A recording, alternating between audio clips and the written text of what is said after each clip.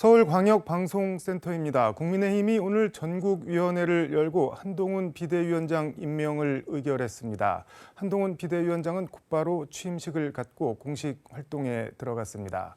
70년대생 여당 당대표 시대가 열린 건데 한동훈 비대위의 과제와 전망을 김병민 국민의힘 최고위원과 함께 집중적으로 짚어보겠습니다. 최고위원님 어서 오십시오. 예, 안녕하세요. 반갑습니다. 최고위원회는 이제 해체가 된 건가요, 그러면은? 예, 오늘 전국위원회를 통해서 네. 한동훈 신임 비대위원장 임명 과정들이 정리가 될 거고요. 네. 아직 이제 비대위원들 인선이 안 됐기 때문에 상임 전국위원회 열어서 이번 네. 주에 비대위원 인선이 마무리가 되면 비상대책위원회가 공식 출범하게 된과 동시에 기존 지도부는 자동 해산이 됩니다. 아직은 전 최고위원이 아니고 현 최고위원이시네요, 그러면은. 예, 거의 막바지에 이르렀습니다. 그 여론조사 보면 일종의 컨벤션 효과인 것 같은데 한동훈 비대위원장 컨벤션 효과, 당 지지율이랑 대통령 지지율이 좀 전반적으로 오르고 있는 것 같아요. 분위기가 네. 어떤가요? 단순한 컨벤션 효과를 넘어서 네. 국민들이 갖고 있는 기대감을 반영했다고 생각합니다. 국민들께서 한동훈 비상대책위원회에 갖고 있는 기대감이라고 하는 건 기존에 있었던 여의도 정치 문법과 달리 네. 새로운 국민적 시각에 맞춰서 한동훈 장관의 젊은 감각 네. 그리고 국민들이 원하고 있는 민생 문제 이런 것들을 해결해 나갈 수 있는 변화와 쇄신, 네. 혁신을 바라고 있다는 생각이 들고 여기에 대한 기대감이 네. 여러 지지율, 여론조사에서도 투영된 결과라고 생각합니다. 일단 29일 날 비대위원들 몇 면이 나타날 것 같은데 어떤 분들이 거론되고 있나요? 네, 최근 얘기되고 있는 중수청 이 구도는 아마 유지될 가능성이 높지 않을까 싶은데요. 중수청? 중도, 수도권, 네. 청년 이게 이제 국민의힘이 내년 총선을 앞두고 반드시 잡아야 되는 이 민심이라고 생각하고요. 네. 뭐 비단 국민의힘뿐 아니라 민주당도 마찬가지로 중원을 장악할 때 총선 승리가 가능하지 않겠습니까? 네. 지난 지도부 체제를 보게 됐을 경우에는 너무 영남 중심에 치중했던 것 아니냐. 네. 그리고 나이대도 젊은 세대보다는 기존에 있었던 기성 정치권이 눈에 좀 많이 보였다라는 네. 얘기들이 많고 또 이념적 스펙트럼에서도 중도 무당층이라고 볼 수 있는 유권자분들의 마음을 흔들 수 있을 만한 메시지와 정책들이 많이 나와줘야 되는데 그런 것들이 미진했다는 평가들이 많습니다. 네. 그래서 한동훈 비대위원장이 새롭게 만들고 꾸리게 될 비대위원은 일단 좀 젊어야 될 것이고 수도권 선거에서 판을 엎을 정도의 그런 변화의 바람들을 불러일으킬 수 있다면 더할 나위 없겠다 생각합니다. 그런 분들을 어디 가서 찾을 수 있나요, 그런데? 선거 때가 되면 네. 또 새로운 변화를 상징할 수 있는 분들을 얼마든지 모실 수 있을 거라 보고요. 네. 또 당내에서도 그런 자산들이 많이 있을 겁니다. 지난날 김종인 비상대책위원회 때도 그랬고 또 박근혜 비상대책위원회 때도 마찬가지로 새로운 사람들 또 젊은 인사들 중심으로 선거를 잘 이끌었던 전례들이 있기 때문에 아마 한동훈 새로운 신임 비상대책위원장이 그런 역할을 잘 수행해 줄 거로 기대합니다. 중수청, 중도, 수도권, 청년. 최고위원님 여기에 해당하는 거 아닌가요? 비대위 혹시 들어가시는 거 아닌가요? 예, 제가 벌써 네. 비상대책위원회만 2번을 했고요. 또 당의 최고위원까지 지난 2020년 낙선하고 난 다음에 벌써 3번의 지도부에서 네. 역할을 해왔습니다. 네. 이제 총선이 한 100여 정도밖에 남지 않았는데 네. 제가 출마를 생각하고 있는 지역 또 원외위원장으로 한 4년 가까이 활동했던 지역인 서울 광진구 갑 지역이 네. 국민의힘에는 굉장히 어려운 지역입니다.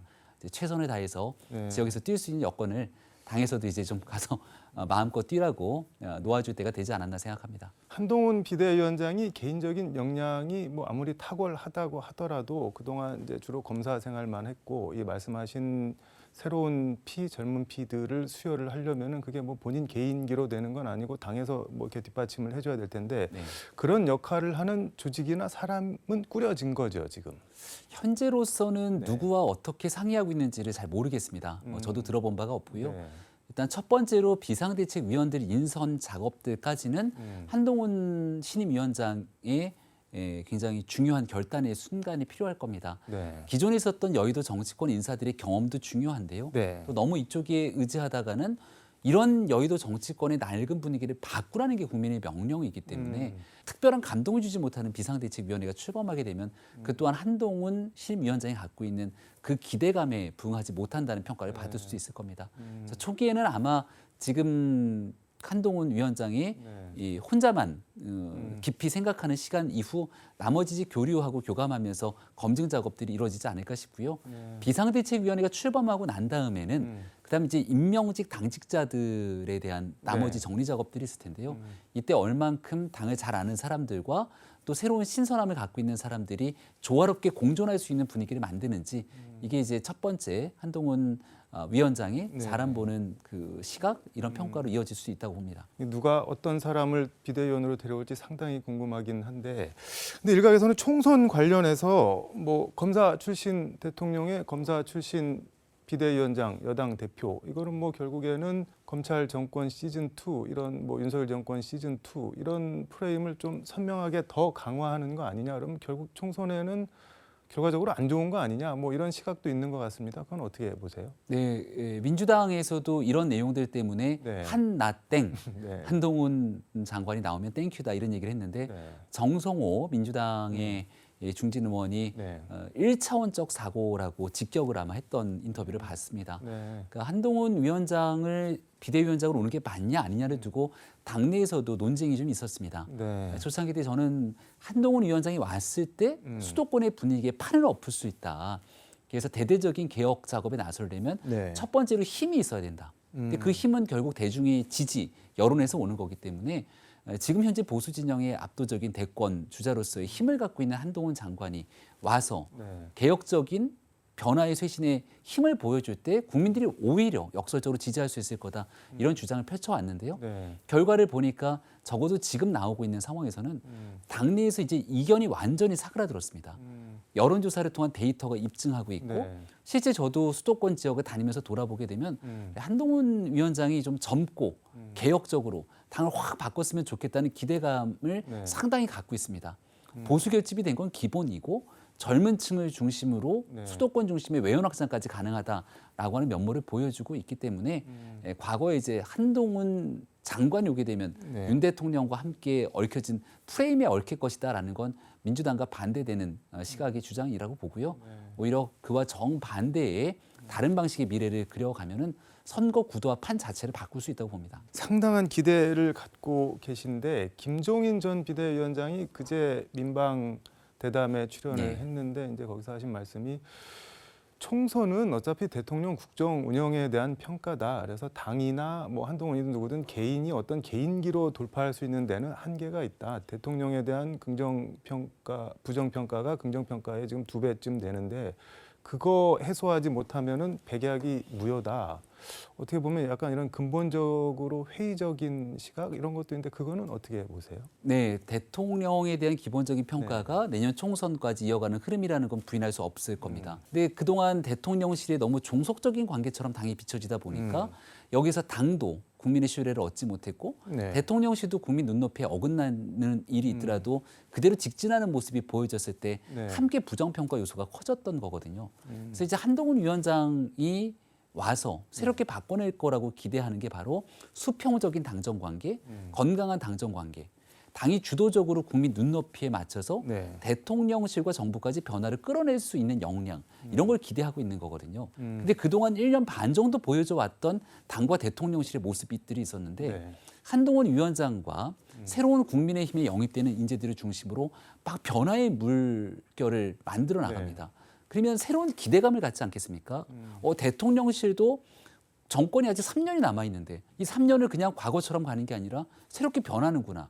그 변화의 정치적 동지들, 동반자인 국민의힘의 새로운 그룹들이 이런 참신한 인물들로 바뀌어 나가는구나. 이런 기대를 갖게 되면 회고적 성격의 투표가 아니라 미래적 성격의 투표로서 여야 간의 역량 대결을 갈 수 있다는 것이죠. 그래서 지금은 김종인 위원장이 꺼냈던 메시지는 지금의 상황에서 변화하지 않을 거다라는 걸 전제로 깔고 아마 말씀을 주신 것 같은데 결국 한동훈 위원장과 새로운 국민의힘 또 이런 국민적 여론에 맞춘 변화에 대통령실도 화답하게 된다면 과거의 전제는 그대로 적용되지는 않을 거라고 저는 생각합니다. 한동훈 비대위원장이 대통령실까지도 바꿀 수 있을 거라고 지금 기대를 하시는 것 같은데, 그러니까 가령 말씀하신 미래적 투표가 되려면은 그 이명박 정권 때 박근혜 비대위원장 이거는 이제 뭐 정권이 1년도 안 네. 남았고 박근혜 비대위원장이 확실한 미래 권력이고 뭐 1년밖에 안 남았으니까 가능한데 지금은 내년 총선이 끝나도 3년이 더 남는데 윤석열 대통령이 그 어떻게 보면은 그 뭐 권력은 부자지간에도 못 나눈다고 하는데 그럼 미래 권력을 그냥 한동훈 비대위원장한테 확 밀어줄 수가 있을까요? 대통령 입장에서도? 네, 그러니까 2011년도 말 네. 그때 이제 박근혜 비상대책위원회가 출범을 하죠. 네. 연말 딱 이맘때쯤이었던 거로 기억을 합니다. 네네. 그때는 말씀 주신 것처럼 서울시장 보궐선거 참패, 홍준표 지도부에 대한 붕괴 과정들 네네. 이런 일들 때문에 아주 자연스럽게 미래 권력인 박근혜 비상대책위로 힘이 쏠리게 됐었죠. 또 거기에 대해서 이명박 대통령 당시 정부도 그 박근혜 비대위 말고는 대안이 없기 때문에 모든 것들을 함께 할 수 있도록 공간들이 열어줬습니다. 네. 근데 지금 정권에 한 3년 정도 기간이 남았기 때문에 음. 온전하게 모든 권력이 윤석열 대통령이 아닌 네. 한동훈 장관으로 넘어갈 수 있겠는가 이런 얘기를 하게 되는데요. 네. 그러니까 저는 지난 2년 가까운 시간들을 보게 되면 윤석열 대통령에 대한 평가도 있습니다만 네. 윤석열 대통령과 함께 있었던 주변인들에 대한 평가들도 있었다고 봅니다. 그래서 이런 사람들로 좀 구성되면은 곤란하다. 뭐 내각에 대한 인선들도 네. 마찬가지고 참모진들도 마찬가지고요. 또 같이 호흡을 맞췄던 당의 인사들도 그렇고. 그래서 대통령에 대한 온전한 평가보다는 주변인들에 대한 부정적인 평가들이 많았는데 그걸 다시 바꿔낼 수만 있다면 새로운 기대를 가져올 수 네. 있을 거라고 보는데요. 정치 경험이 없었던 윤석열 전 검찰총장을 네. 국민들께서 5년 만에 정권 교체를 해주셨던 이유는 음. 기존의 정치 문법이 아니라 여야 가리지 않고 새로운 길을 걸어갔으면 좋겠다는 기대감이었거든요. 근데 그런 기대감들을 국민들께서 아직 갖고 있을 거라고 보는데 3년이라는 기간이 남았기 때문에요. 네. 그 기대감을 한동훈 위원장이 다시금 불러일으켜서 과거가 아닌 미래로 가면서 여기 대통령실이 함께 화답하게 된다면 이거는 권력에 대한 이양과 교체가 아니라 네. 함께 윈윈하면서 시너지 효과를 만들어낼 수 있을 거라고 보거든요. 그래서 그런 과정들이 이어지게 된다면 네. 저는 권력의 관계가 아니라 국민의 민심을 다잡는 상황 속에서 분명한 변화를 가져올 수 있다 이렇게 생각합니다. 이게 이명박 박근혜 관계처럼 한 사람이 죽으면 한 사람이 살고 한 사람이 살려면 한 사람을 죽여야 되는 게 아니라 네. 지금 대통령이랑 한동훈 비대위원장 관계는 제로섬 그런 게 아니라 서로 윈윈 할 수 있는 관계라는 말씀이네요. 그러니까. 네, 정확하게 그렇게 볼 수 있다고 생각하고요. 네. 또 거꾸로 뒤집어 말하면 음. 마지막 한동훈 위원장이 끌고 있는 총선 과정에서 네. 한동훈 위원장이 실패하게 된다면 음. 이건 한 사람의 실패가 아니라 모두가 다 같이 이 윤석열 정부가 네. 국민들로부터 외면받을 수밖에 없는 길 아니겠습니까? 그래서 저는 더 성공할 가능성이 높다고 보는 게 한동훈 위원장의 성공을 바라고 있는 네. 대통령실, 정부, 당 그리고 국민의 힘이 좀 잘 됐으면 좋겠다고 생각하는 당원들과 지지자, 더 나아가서 대한민국이 좀 잘 됐으면 좋겠다라고 생각하는 중도 지지층들까지 그 변화의 기대의 눈높이를 많이 갖고 있거든요. 그래서 그렇기 때문에 한동훈 위원장이 더 큰 네. 권한을 갖고 아마 국민적 눈높이에 맞춘 변화를 끌어갈 수 있을 거라고 생각합니다. 이게 말씀하신 대로 내년 총선이 뜻대로 안 풀리면은 한동훈 비대위원장 혼자 어떻게 뭐 이렇게 주저앉는 게 아니라 정권 전체에 타격이 있는데 그럼요. 그 정도 리스크는 감수할 만한 가능성이 있다고 다 보고들 계신 거네요. 그러면은. 그렇기 때문에 네. 오히려 거꾸로 한동훈 위원장이 그 개혁의 기치를 놓고 국민들을 향해서 분열이 나가게 된다면 오히려 한 번 더 네. 국민들께서 큰 신뢰를 보내줄 수 있는 기회도 반드시 있다고 봅니다. 일단 오늘 취임을 했고 바로 이제 닥치는 게 내일 27일 이준석 전 대표가 탈당을 예고한 날이고 그다음에 28일 김건희 특검법을 처리를 할 것 같은데 일단 김건희 특검법 같은 경우는 뭐 거부권 행사로 가닥을 잡은 것 같은데 그러면 이게 뭐 무슨 차별화가 되고 무슨 개혁적인 모습을 보일 수 있냐 보이는 거냐 뭐 결국에는 뭐 초록은 동색 같은 사람들 아니냐 이렇게 볼 수도 있을 것 같은데 그건 어떻게 네. 보시나요? 일단은 총선을 딱 목전에 두고 네. 패스트트랙 열차에 태워서 그 시기에 맞게 움직였던 특검이기 때문에 네. 이건 총선용 특검, 정치적 특검이라고 규정하는 데는 무리가 없을 거라고 봅니다. 네. 거기에 대한 분명한 입장을 한동훈 위원장도 과거 기자들과의 만남 속에서 여기 있는 독소조항 등의 문제를 거론했고 뭐 악법으로 정의를 했으니까 대통령실에서도 여기에 대한 문제 제기를 했죠. 네. 그리고 국민들이 보시기에 부적절한 상황이다라고 생각되게 된다면 여기에 대해서도 국민들이 보시기에 부적절한 상황이라고 하는데 김건희 특검법 같은 경우는 한 70% 정도가 여론조사하면 찬성이 나오잖아요. 그 부분은 여론조사를 어떤 방식으로 가는지에 따라 좀 다르다고 생각을 합니다.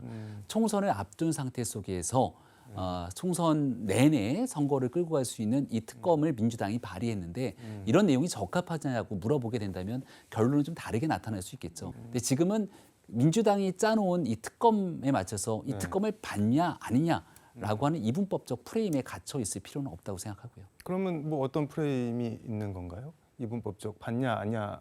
특검법은 민주당이 일방적으로 발의한 법 아니겠습니까? 총선을 앞두고 앞서 얘기했던 네. 것처럼 선거에 맞춰진 정치적 특검이라고 생각을 하고 네. 앞으로 건강한 당정 관계라고는 틀 내에서 네. 종속적인 관계가 아니라 국민 눈높이에 맞춰서 당이 주도적인 메시지를 끌고 갈 수 있는 그런 리더십들이 기대되는 것 아닌가 이런 생각을 갖고 있습니다. 어제 오후에 윤재옥 당대표 권한대행이랑 한덕수 총리랑 김대기 대통령 비서실장이 긴급 당정 대통령실 회의를 열어서 뭐 김건희 특검법 받지 말아야 된다, 거부권 행사하셔야 된다 이렇게 의결을 했는데 이제 한동훈 비대위원장은 오늘 취임 하루 전에 이제 그런 모임이 있었는데 뭐 아주 극적으로 비대위원장 취임을 한 다음에 대승적으로 우리 이거 잘못한 거 없으니까 김건희 여사 깨끗하니까 받고 갑시다 뭐 이렇게 할 가능성 같은 거는 전혀 없는 건가요? 결국은 예. 거부권 행사 그리고 제2요구권은 대통령의 고유 권한 아니겠습니까? 한동훈 위원장이 오고 난 다음에는 어떤 방식으로 이야기를 전개하고 끌고 갈지는 저도 뭐 전혀 예상이 안 됩니다만 대통령실이 거부권을 행사하더라도 네. 여기에 대해서 이거를 대통령실이 거부권을 행사하겠다는데 그걸 받아라 당이 이렇게 얘기를 해서 서로가 엇박자를 내게 되는 순간 이건 당정 갈등으로 이어지는 것 아니겠습니까? 당정 갈등의 모습이 아니라 건강한 관계 속에서 이건 이런 방식의 변화가 필요합니다라고 메시지를 낼 수 있다면 국민의힘이 주도적인 이슈 전환을 오히려 더 갖고 오는 일이 아닌가 생각을 합니다. 뭔가 상당히 난해한 방정식처럼 보이네요. 이게 쉬워 보이지는 않네요, 진짜. 시간이 거의 다 돼서 이거 하나만 좀 물어보도록 하겠습니다. 조국 전 장관 부부 지지자들이 재판부에 항소심 재판부에 자녀 입시 비리 관련해서 탄원서를 뭐 지금 막 내고 있다고 하는데 뭐 입시 관련해서 뭐 약간의 증명서 조작 같은 경우는 일종의 관례였는데 이게 이렇게 징역 몇 년씩 중형을 받을 일이냐 아니다 좀 선처를 해주시라 뭐 관례였다고 하면서 이틀 사이에 뭐 SNS에서 4만 명 넘게 동참을 했다고 하는데 이런 움직임은 어떻게 보세요? 네, 조국 전 장관이 네. 수없이 얘기를 해오지 않았습니까? 나는 그런 사실이 없다. 자녀 교육에 불철저한 아버지였을 뿐. 네. 조 전 장관의 딸 조민 씨도 언론 인터뷰 등을 통해서 그런 적이 없다고 시종일관 국민 앞에 얘기를 해왔죠. 단순한 개인이 아니라 대한민국의 민정수석, 네. 법무부 장관을 지냈던 공직자 가족의 누구보다 공정해야 될 입시 부정에 관한 일들일 텐데 전 국민이 보고 있는 과정에서 수없이 같은 메시지를 내왔습니다. 하지만 정경심 교수의 대법 유죄 확정 판결이 났고 조 전 장관도 1심 유죄가 나왔고 이젠 그 법의 재판대 앞에 조민 씨도 함께 서게 된 것 아닙니까? 뭐 지지자들이 봤을 때 얘기할 수 있는 이게 그 정도까지 중형이 선고된 내용이냐라고 얘기를 할 수 있겠습니다만은 역으로 생각해 보게 되면 이게 그렇게까지 거짓으로 국민들 앞에서 국민의 눈과 귀를 가리면서 자신들의 치부를 감춰야만 될 일이었을까? 결국 법 앞에 평등이라고 하는 규정 속에서 법원이 내린 결정들이 하나둘씩 진행되고 있는 것이고 최종적으로 법원이 형량들을 규정할 때도 이 죄를 저질렀다고 보는 피고인의 반성에 대한 유무 또 굉장히 중요한 형량의 요소로 작용되지 않습니까? 근데 그동안 어떤 일들도 반성하지 않고 끝끝내 아니다로 부정해왔던 일들 때문에 여기에 대한 내용들이 더 과중됐던 면들도 아마 부인할 수 없을 거라고 봅니다. 근데 저는 개인적으로 드는 의문이 뭐 처음에는 없다고 부인을 했는데 말씀하신 대로 이제 뭐 사실관계가 어느 정도 드러나고 그러니까는 그건 뭐 관례였다. 그거는 이제 뭐 지지자들 입장에서 뭐 그렇게 옹호는 할 수 있는데 이렇게 재판부에 탄원을 하는 게 이게 실질적으로 조국 장관 항소심에 도움이 될까요? 어떨까요? 그게? 저는 뭐 큰 도움이 되지는 않을 거라 보고요. 근데 조국 전 장관 입장에서는 법적인 유무죄보다 본인이 이제 총선 출마 정치적인 활동들까지 시사하고 나섰던 상황이잖아요. 이제 곧 4월 달이면 총선이 다가오게 되는데 조 전 장관이 어떤 행보를 비출지도 모르는 거라 사법적인 영역에서의 이 재판에 영향을 미친다기보다는 조 전 장관의 정치적인 행보에 대한 지지적인 성격이 더 강하지 않나 생각합니다. 알겠습니다. 오늘 말씀은 여기까지 듣도록 하겠습니다. 고맙습니다. 네, 고맙습니다. 지금까지 서울광역방송센터에서 김병민 국민의힘 최고위원과 함께 전해드렸습니다.